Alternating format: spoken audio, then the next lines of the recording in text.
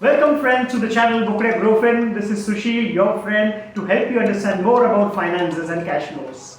In this episode today, we will try to understand the difference between two crucial things in businesses, which is the working capital and capital expenditure. And let us understand how to not make the common mistakes of you interchanging working capital and capital expenditure.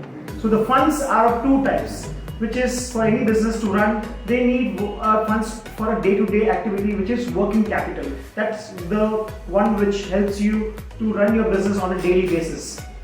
And the other kind of fund is to grow your business, to expand your business, to add more capacity, to add more volume to your business. That is the capital expenditure. So you need to understand the difference between using the right working capital and the right capital expenditure.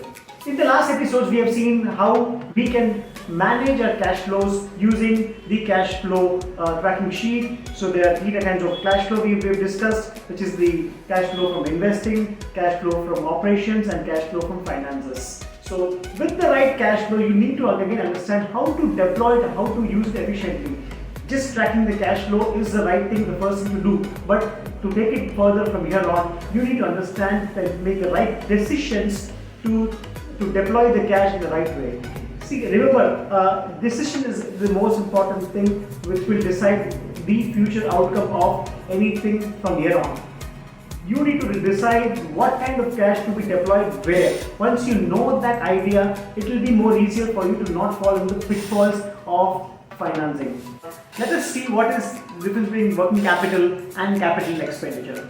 Working capital is the short-term assets covering short-term liability, whereas the capital expenditure is about investing in the future. So you purchase a tangible or intangible assets. Now, intangible assets can be like land, building, factory, equipments, computers, and vehicles, so that they take care of your running to run your businesses. Now, generally, there are also something called intangible assets for capital expenditure. This can be like patent, trademark, copyrights, and etc. Even branding can come into your working capital, the capital expenditure. Generally, all the capital expenditure have a high ROI period. When I say high ROI is return on investment. So generally these things takes a lot of time to come back to your bottom line. Whereas the working capital is covering the short-term assets and short-term liabilities. Short-term assets are nothing but your bank cash, your receivables, and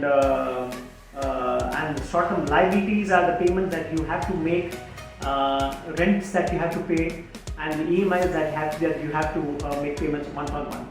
So your short-term assets takes care of short-term liability, and that gives you the strength of your business, and that is what working capital takes care of.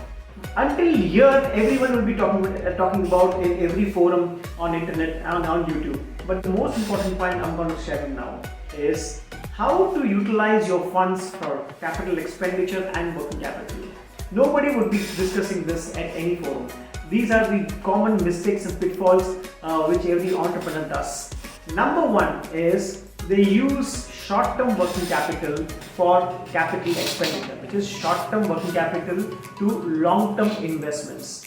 Once you do that, you run short of or you run out of cash to run your business every day on a daily basis, and then you have to either source more funds or raise more capital through debt or equity. So this is the common mistake. Second is never ever borrow short-term funds for long-term commitments.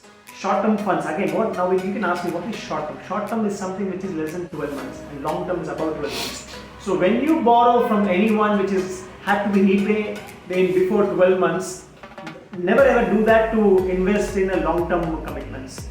Do that only when you see that a big chunk of money will be coming into your business, or you're expecting a big chunk of amount to be released, and that for against that you're buying a property. Unless and until, never do that. If you're not expecting any money or any big amount of receivables, which is as a profit, it will not be required in your working capital, never ever borrow the short-term funds to fund the long-term for the capital expenditure. So what happens if you do that? See, generally, if you do that, the short-term working capital, the short-term loans or the short-term money will always have a calling period. So either it will be monthly, or it will be quarterly, or it will be a yearly. So they've been that fund which has come in has to move out. Use that fund only for making more money in a shorter period, which is your business, which is to be used as working capital.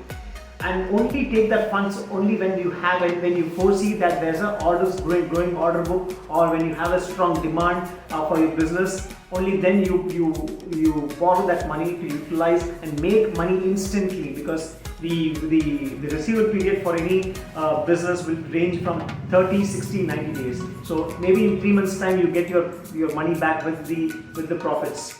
So use and rotate the short-term funds only for working capital, and money earned from working capital, using that tracking sheet that we have seen, use that capital to deploy into your long-term capital expenditure.